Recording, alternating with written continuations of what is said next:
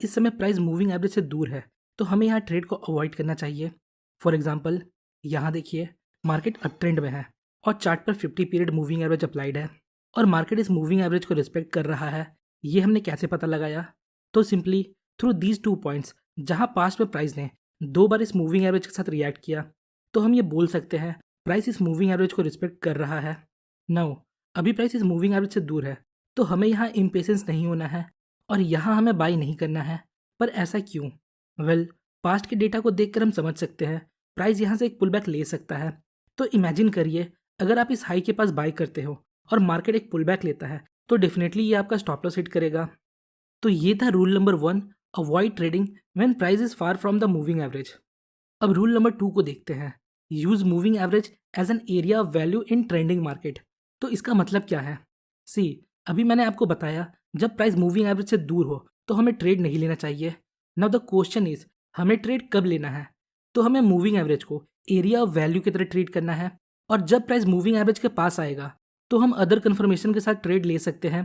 For example, market यहाँ up trend में है। नेक्स्ट, अब हमें देखना है प्राइस किस मूविंग एवरेज को रिस्पेक्ट कर रहा है। फॉर दिस एग्जाम्पल, प्राइस यहाँ 50 पीरियड मूविंग एवरेज को रिस्पेक्ट कर रहा है। ये हमने इन 2 पॉइंट्स के हेल्प से आइडेंटिफाई किया।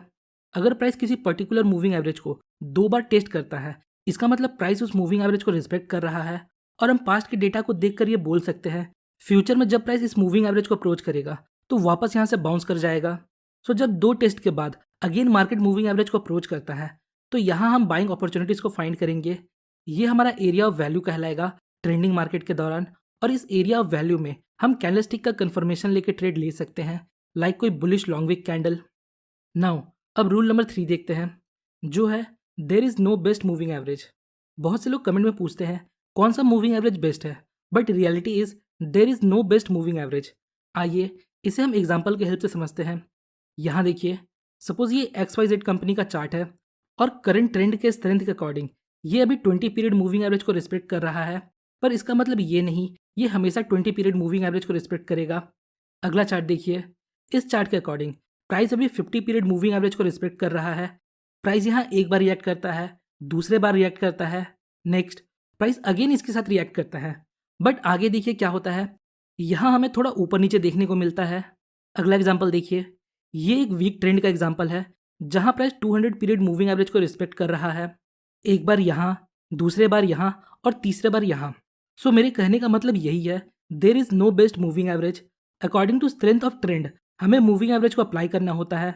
फॉर एग्जाम्पल, अगर ट्रेंड स्ट्रांग है, स्ट्रांग ट्रेंड का मतलब अगर ट्रेंडिंग मार्केट के दौरान पुल बैक बहुत छोटा है, इसका मतलब ट्रेंड स्ट्रांग है, तो यहाँ हम 20 पीरियड मूविंग एवरेज का यूज़ कर सकते हैं। और अगर ट्रेंड हेल्दी है, मतलब जहाँ ट्रेंड के दौरान हमें डिसेंट पुल बैक देखने को मिलता है, वहाँ हम 50 पीरियड मूविंग एवरेज को यूज़ कर सकते हैं।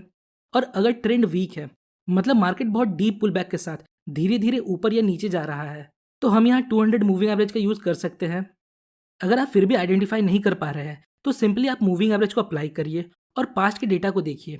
अगर प्राइस आपके मूविंग एवरेज के अकॉर्डिंग 2 बार टेस्ट करता है, तो आप थर्ड टाइम के लिए ट्रेड प्लान कर सकते हो।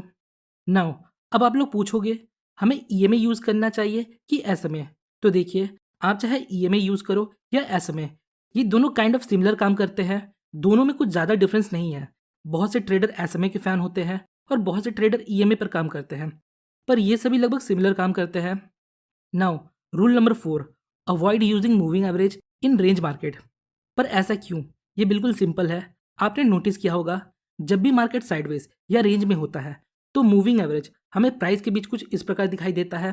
यहाँ प्राइस मूविंग एवरेज के साथ रिएक्ट नहीं करता, तो कोई भी मूविंग एवरेज हो या इंडिकेटर हो, वो साइडवेज मार्केट में काम नहीं करता। तो ये थे मूविंग एवरेज के कुछ पॉइंट्स। आज के शॉर्ट वीडियो में मैंने आपके साथ कुछ पॉइंट शेयर किया।